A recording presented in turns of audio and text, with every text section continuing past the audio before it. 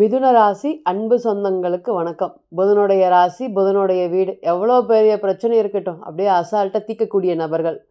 உழைப்பு ராசி, உழைப்புக்கு பெயர் போன ராசி. நகைச்சுவை உணர்வு அதிகம் இருக்கக்கூடிய ராசி. இந்த வேலையை செய்ய முடியல, என்கிட்ட கொடுங்க, இந்த வேலையை நான் செஞ்சு காமிக்கிறேன் அப்படின்னு ஒரு விஷயத்தை காற்று மாதிரி செய்யக்கூடிய ராசி. இது மிதுனம், துலாம், கும்பம் மூணுமே காற்று ராசியாக இருக்கனால ஒரு விஷயத்தை இவங்களை தவிர்த்து வேற யாருமே சீக்கிரம் செய்ய முடியாது. அந்த அளவுக்கு வேலையிலையும் சரி, தொழில்லையும் சரி, ரொம்ப அதிகமான கவனம் செலுத்தக்கூடிய ராசி. இன்றைக்கி நீங்கள் எல்லாருமே ஜென்ம குரு காலத்தில் பட்ட அவமானங்கள் சொல்லியே முடியாது. அந்த அளவுக்கு நிறைய பாதிப்புகள். இத்தனை நாளாக மனசில் வச்சுக்கிட்டு இப்போ பழி வாங்கிட்டானே, இத்தனை நாளாக பார்த்திங்கன்னா யோசித்து வச்சுருப்பாங்களாட்டிருக்கு. நேரம் பார்த்து என்னை இந்த மாதிரி பண்ணிட்டாங்க அப்படிங்கிற வருத்தங்கள் இல்லாமல் இருக்கவே இருக்காது. நீங்கள் எவ்வளோ வேணாலும் பேசுங்க. இந்த ஜென்ம குரு காலத்தில் நீங்கள் ஒரு நாளாவது இந்த மாதிரி நினச்சிருப்பீங்க, ஒருத்தராவது இந்த மாதிரி ஷுவராக உங்களை பண்ணியிருப்பாங்க. அந்தளவுக்கு ப்ரெஸ்டீஜு, கௌரவம் இதெல்லாமே உச்சத்தில் இருக்கக்கூடிய ராசியை இன்றைக்கி இந்த அளவுக்கு கஷ்டப்படக்கூடிய ராசியாக குரு வச்சுட்டார். குரு பாதகாதிபதியாக வந்தாலும் சரி, அஷ்டமாதிபதியாக வந்தாலும் சரி, குருங்கிற கிரகம் இயற்கை சுபர் அப்படிங்கிறதெல்லாம் நம்ம சொல்லவே முடியாது. அவருடைய வேலையை அவர் செஞ்சுட்டு போயிட்டே இருப்பார். இருந்தாலுமே இந்த அஷ்டமாதிபதி சனீஸ்வர பகவான்லாம் கொடுமையானது. இந்த குரு கௌரவத்தை பங்கப்படுத்துவார். எல்லாமே இருக்குது, ஆனால் எங்கிட்ட எதுவுமே இல்லை, எல்லாம் வேலை பார்க்குற, எங்கிட்ட அதுக்குண்டான அங்கீகாரம் கிடையாது, எனர்ஜெட்டிக்காக இருக்கேன், இருந்தாலும் என்னோடய மைண்டு சரியில்லை, இந்த மாதிரி ஏதாவது ஒரு பிரச்சனையை தொடர்ந்து கொடுத்துட்டே இருப்பார். ஆக இந்த ஜென்ம குரு காலத்தில் நிறைய அவமானங்களையும் நிறைய கஷ்டங்களும் பண ரீதியான பிரச்சனைகளையும் மன ரீதியான பிரச்சனைகளும். என்னோடய புத்திசாலித்தனம் எனக்கு பயன்படவே இல்லை. முதல் புத்தி அப்படிங்கிறது மிதுனத்துக்கு இன்றைக்கி செயல்பட்டு இருக்கா அப்படின்னு கேட்டிங்கன்னா இல்லவே இல்லை. ஏதோ ஒன்று யோசிக்கிறீங்க, ஏதோ ஒன்று செய்கிறீங்க, கடைசியில் ஏதோ ஒன்று போய் முடிஞ்சிருது. இன்றைக்கி எல்லாமே கிட்டத்தட்ட நான் என்னுடைய வேலையை பார்த்துட்ருக்கேன், இருந்தாலுமே எனக்கு தொடர்ந்து பிரச்சனைகள் வந்துட்டே இருக்குது. கஷ்டப்பட்ட காலத்தில் கூட எனக்கு இவ்வளோ பிரச்சனைகள் இல்லை. இன்றைக்கி நான் நல்லா இருக்கேன், எனக்கு பொருளாதாரம் சேர்ந்து இருக்குது, அதே போல் வீடு இருக்குது, இருந்தாலும் எனக்கு இந்த பிரச்சனைகள் அப்படிங்கிறது என்னை துரத்திக்கிட்டே இருக்குது அப்படின்னு கவலைப்பட்டுட்டு இருக்கக்கூடிய மிதுன ராசி மற்றும் மிதுன லக்னம். அட போப்பா அப்படின்னு சொன்னாலும் பிரச்சனை இல்லை, இங்கே இருங்க அப்படின்னு சொன்னாலும் பிரச்சனை. இந்த தொழில் தான் கடுமையான அளவுக்கு பார்த்திங்கன்னா ப்ராப்ளத்தை ஏற்படுத்தி கொடுத்துட்ருக்கு. மிதுனத்தை பொறுத்த வரையுமே உங்களுக்கு தொழில் மட்டும் நல்லா இருந்தால் போதுங்க, எந்த ஒரு பிரச்சனைகளுமே நீங்கள் வாழ்க்கையில் சமாளிச்சிருவீங்க. அந்த தொழில் சார்ந்து இன்றைக்கி ஏற்படக்கூடிய கடன் வீட்லேயும் சொல்ல முடியாமல் வெளியும் சொல்ல முடியாமல் அவ்வளோ மன வருத்தங்கள். கிட்டத்தட்ட சொந்த வீட்லேயே எதிரிகளை பார்க்கக்கூடியது மாதிரி, எதிரிகள்கிட்ட நடந்துக்கக்கூடிய மாதிரி தான் இன்றைக்கி உங்களுடைய சூழ்நிலைகள் இருக்குது. சும்மா வெளியே பார்த்திங்கன்னா சிரிச்சுக்கிறீங்க, பேசிக்கிறீங்க, ஆனால் மனசில் இந்த ஜென்ம குரு காலத்தில் பட்ட அவமானங்களை டெய்லியும் நினச்சிட்ருக்கீங்க. இன்றைக்கி இப்படி ஆயிடுச்சே, இன்றைக்கி இந்த மாதிரி ஒரு செயல் வந்துருச்சே, இன்றைக்கி இந்த மாதிரி ஒரு செயல் வந்துருச்சு அப்படின்னு தொடர்ந்து இதை தான் பார்த்திங்கன்னா நீங்கள் ரொம்ப நாளாக ஃபேஸ் பண்ணிகிட்ருக்காங்க. இருந்தாலும் கடவுளோடைய அனுகிரகம் இருக்குது, கடவுளுடைய துணை இருக்குது அப்படின்னு ஒரு நாட்களும் கடந்துட்டுருக்கக்கூடிய மிதுன ராசி மற்றும் மிதுன லக்னத்திற்கு இந்த அக்டோபர் மாத பலன்கள் எப்படி இருக்க போகுது, என்ன மாதிரியான கிரக சேர்க்கைகள், கிரக அடைவுகள்லாம் இருக்குது, சுக்கிரன் நல்லா இருக்காரா, குரு நல்லா இருக்காரா, சனீஸ்வர பகவான் இந்த ராசிக்கு யோகாதிபதி அவர் நல்லா இருக்காரா அப்படிங்கிறத நிச்சயமாக பார்த்துடலாம். ராசியிலேயே குரு பகவான் இருக்கார், ராசிக்கு 3ல் சுக்கிரன் மற்றும் கேது. ரொம்ப நாட் கழித்து உங்களுடைய ராசியாதிபதி தன்னுடைய சொந்த வீடான கன்னிக்கு வராரு. சூரியனும் புதனும் சேர்ந்து புத ஆதித்யா யோகத்தில் 4ஆம் இடத்துலையே இருக்குது.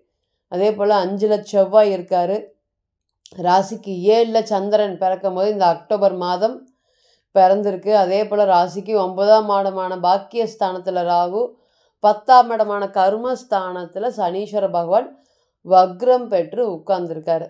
இதுதான் இந்த அக்டோபர் மாதம் இருக்கக்கூடிய கிரக அடைவுகள். ஃபஸ்ட்டு குரு லக்னத்தில் இருக்காலும் ராசியில் இருந்தாலும் நல்லது. ஆனால் இந்த மிதுன லக்னத்திற்கு அவர் தேவையில்லாத வேலையை செய்வார். எதுக்கு இந்த வேலைக்கு நம்ம போனோம் அப்படிங்கிற மாதிரி வலுக்கட்டாயமாக ஒரு வேலையை ஒருத்தர் உங்ககிட்ட தக்க வச்சுக்கிறதுக்கு போராடக்கூடிய ஒரு சூழ்நிலை நீங்கள் போய் அதில் உள்ள மாட்டிக்குவீங்க. இன்னொரு விஷயத்தில் நடக்கக்கூடியதை நம்ம யதார்த்தமாக செய்யக்கூடிய பல விஷயங்களை நமக்கு பார்த்திங்கன்னா இந்த நேரத்தில் பிரச்சனைகளை ஏற்படுத்தும். பண ரீதியான பிரச்சனைகள் தான் கொடுமை.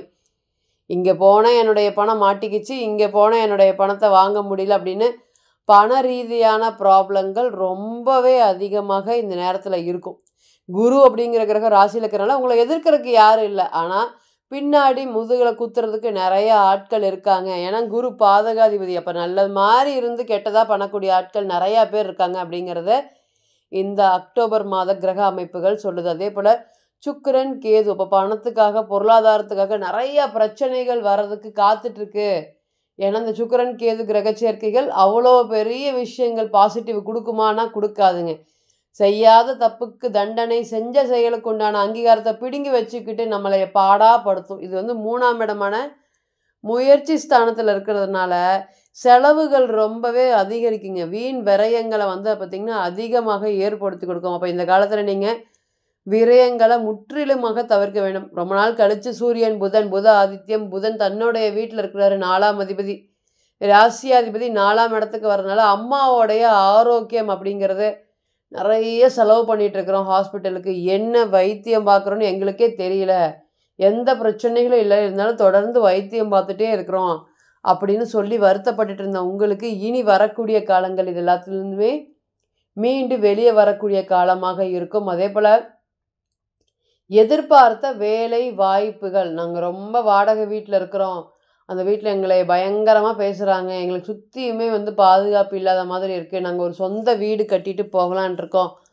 அதற்குண்டான முயற்சிகள் பண்ணும்போது ஜான் ஏறுது மூலம் சறுக்குது. எல்லா பக்கத்துலேயும் ஹெல்ப் அப்படிங்கிற விஷயங்கள் நாங்கள் நிறையா பண்ணியிருக்கோம். இன்றைக்கி எங்களுக்கு தேவைங்கும்போது பண்ணுறதுக்கு ஆள் இல்லை அப்படின்னு வருத்தப்பட்டுட்டு இருந்திருப்பீங்க. இனி வரக்கூடிய காலங்களில் இந்த இடம் வீடு சம்மந்தப்பட்ட விஷயங்கள், இந்த வீடு கட்டுறதுக்கு முயற்சி பண்ணுறதுக்கு 1000 தடைகள் இருக்கும். இப்போ நேற்று ஒருத்தர் பார்த்திங்கன்னா நம்ம ஜாதகம் பார்க்க வந்திருந்தார். அப்புறம் அவர்கிட்ட நம்ம சொன்னோம், நம்ம கார்டு எடுத்து சொன்னோம், இந்த மாதிரி நிறைய தடைகள் கம்புகள் இருக்குங்க இந்த கார்டில், டேரட் கார்டில் ஜாதகத்தையும் பக்கத்தில் வச்சுக்கிட்டே நம்ம சொன்னோம் நிறைய கம்புகள் இருக்குது. அப்போ வீடு கட்டுறதுக்கு நிறைய தடைகள் இருக்குது. இப்போ கம்புகள் எல்லாமே முன்னாடி இருக்குது. அப்போது ஆட்கள் தெரிந்த நபர்களே முன்னாடி இருந்து தடை பண்ணுறாங்க. ஆமாம் மேடம், தடை பண்ணுறாங்க.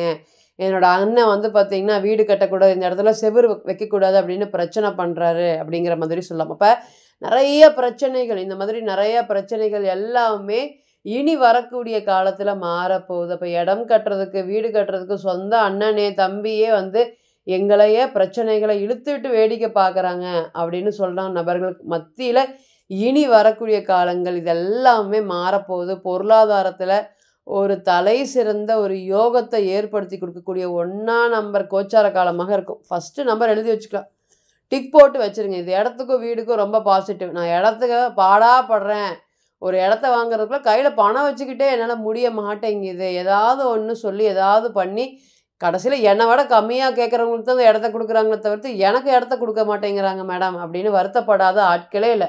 நிறைய ஜாதகம் பார்க்கும்போது நம்ம பார்த்துருக்கோம், இந்த மாதிரி ஆகுதுங்களா உங்களுக்கு, 4 6 காம்பினேஷன் இருக்குது, இந்த மாதிரி ஆகுதா, இந்த மாதிரி பிரச்சனை நீங்கள் ஃபேஸ் பண்ணுறீங்களா அப்படின்னு கேட்கும்போது ஆமாம் அப்படிங்கிற மாதிரி அவங்க தெளிவாக சொல்கிறாங்க. இப்போ அந்த மாதிரி இருக்கக்கூடிய பிரச்சனைகள் எல்லாமே இனி வரக்கூடிய காலங்களில் மாறப்போது. கஷ்டத்தை மட்டுமே அனுபவிச்சுட்டு இருந்த இந்த மிதுன ராசிக்கு புதனுடைய பெயர்ச்சி பலன்கள் சற்றே ஆறுதல் தரக்கூடிய காலமாக இருக்கும். குரு உங்களுக்கு எல்லாத்துக்குமே தெரியும், குரு நினச்சா அடி மட்டத்தில் இருக்கவங்களையும் கோபுரத்தில் உயர்த்தி வச்சு அழகு பார்க்கக்கூடிய கிரகம். இன்றைக்கி உங்களைய அடியோடு கீழே இறக்குறதுக்கு போராடிட்டு இருக்காரு. அந்த குரு வக்ரமான காலங்கள் எல்லாம் கொடுமையானது. இன்றைக்கி என்ன நடக்கும், நாளைக்கு என்ன நடக்கும் அப்படிங்கிற போராட்டத்திலே போகிற மாதிரி ஒரு சுச்சுவேஷனை கொடுக்குறாரு. இந்த மிதுன ராசிக்கு ப்ரெஸ்டீஜு, இந்த கௌரவத்தில் அடித்தாதான் இவங்க கேட்பாங்க அப்படிங்கிறத குரு நல்லா கண்டுபிடிச்சிருக்காரு, நல்லா தெரிஞ்சு வச்சுருக்காரு. அதை கண்டுபிடிச்சி ஒரு நாட்களும் அடிக்கிறாருங்க. குருவோடைய ராசியில் வந்து பார்த்திங்கன்னா இப்போ இருக்கக்கூடிய நட்சத்திரத்தில் குருவோடைய நட்சத்திரமே இருக்குது. அப்போ இருக்கும்போது ரொம்ப தன்னுடைய வேலையை ஸ்ட்ராங்காக செய்கிறதுக்கு அவர் காத்துட்ருக்காரு. அடுத்தது வருங்க கடகத்துக்கு வரும்போதுமே இன்னுமே பிரச்சனைகளுக்கு உண்டான காலமாக தான் இருக்கும்போது பிறந்த கால ஜாதகத்தில் இந்த 89 90 பிறந்தவங்களுக்கு எல்லாத்துக்குமே கேது அங்கே இருப்பார். அப்போ கடனை அள்ளி தெளிக்கிறதுக்கு காத்துட்ருக்காரு. இந்த பாதகாதிபதி தசாபுத்தி நடந்தவங்க எல்லாமே இன்னுமே ரொம்ப கவனமாக இருக்கணும் அப்படிங்கிறதுல எந்த ஒரு மாற்றமும் இல்லைங்க. இப்போ நீங்கள் கேட்டுட்டு இருந்தது அனைத்துமே வந்து பார்த்திங்கன்னா கோச்சாரம். பிறந்த கால ஜாதகத்தை வந்து பார்க்கும்போது மட்டும்தான் 100% பலன் வெளிப்படும். இப்போ கோச்சாரம்ங்கிறது ஒரு கிரகத்தை மட்டுமே நம்ம அதிகமாக ஃபோக்கஸ் பண்ணி பேசுவோம், அல்லது 2 கிரகங்கள். இப்போ பிறந்த கால ஜாதகத்தில் இருக்கக்கூடிய கிரக அமைப்புகள், தசாபுத்தி பலன்கள், அந்த பிறந்த கால ஜாதகத்தில் இருக்கக்கூடிய வலிமைகளை பொறுத்து அது மட்டுமே பிறந்த கால ஜாதகம் மட்டுமே 100% தீர்வாகும். தனிப்பட்ட ஜாதகத்தை நீங்கள் ஆலோசனை பண்ண விருப்பப்பட்டால் கீழே இருக்கக்கூடிய நம்பருக்கு காண்டாக்ட் பண்ணுங்கள். நான் வணங்கக்கூடிய நரசிம்மர் உங்கள் எல்லோருக்குமே நல்ல வளமான வாழ்க்கை ஏற்படுத்த நான் நிச்சயமாக பிரார்த்தனை பண்ணிக்கிறேன்.